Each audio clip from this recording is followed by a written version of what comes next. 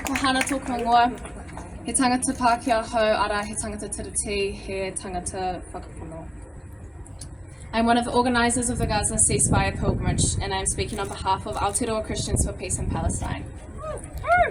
Aotearoa Christians for Peace in Palestine is a group that formed in October last year to engage with and mobilise Christians in Aotearoa to take action in solidarity with our whānau in Palestine and work towards a just peace.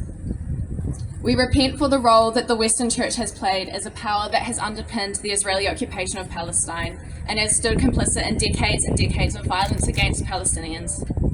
We call out the ways that Christian narratives have been twisted to support Zionism, and this Christian Zionism has seeped its way into so many corners of Western society. We see how this has led to our government standing by and even supporting Israel's horrific actions in Gaza these past nearly 6 months. 6 months. Let us remind the Church and the Christian MPs in this government that the Jesus we follow was a Palestinian Jew born in Bethlehem, which is now in the West Bank. Jesus proclaimed and lived a radical ministry of resistance to power and healing through nonviolence. He said, "The Spirit of the Lord is on me because he has anointed me to proclaim good news to the poor. He has sent me to proclaim freedom for the prisoners and recovery of sight for the blind and to set the oppressed free." Jesus challenged the empire of the time and he was killed for it. This is the story we remember at Easter time, Christ's death and then his resurrection life. We believe that we are called to follow in this way of love, peace, justice, which overcomes tyranny and death. And today we are humbly seeking to embody this way in a time of unimaginable violence and oppression. We are here at Parliament to call our Christian leaders and government back to the roots of their faith, to call them to stop holding hands with the powerful who perpetuate injustice.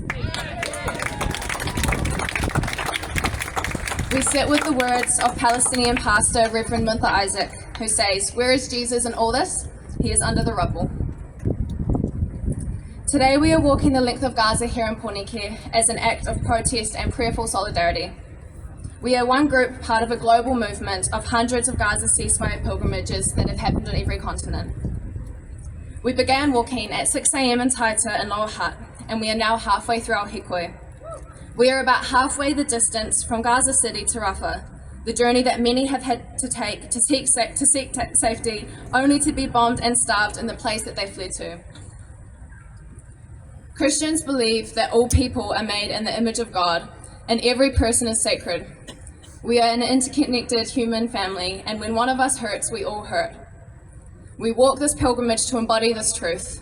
We remind ourselves and our leaders of our whanaungatanga with those in Gaza, who deserve the same freedom, safety, connection, and dignity as our loved ones here in Aotearoa.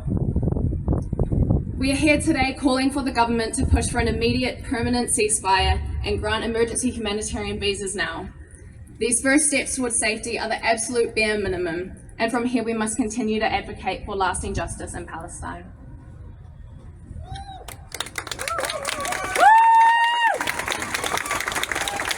We have an open letter to present to the government from Aotearoa Christians for Peace in Palestine. This open letter is signed by more than 450 Christian leaders, organisations, churches and individuals. This includes Christians from a wide range of denominations in Aotearoa, including Anglican, Catholic, Baptist, Pentecostal, Presbyterian, Open Brethren, Salvation Army, Quakers, Methodists and non-denominational and more. This open letter was written by Oropu in October and calls for an immediate and sustained ceasefire, withdrawal of Israeli forces from Palestinian territories, negotiation and return of civilian captives on both sides, an immediate end to the siege of Gaza and free movement of humanitarian aid, an end to the illegal military occupation, blockade and ongoing confiscation of Palestinian lands and homes, a commitment to assist in the rebuilding and ongoing support of health infrastructure in Gaza, and to advocate for a lasting peace that recognises the rights of all peoples to self-determination and sovereignty. We are giving this letter to MP Rachel Boyack, who will deliver this to the Prime Minister today on our behalf, because he's not here.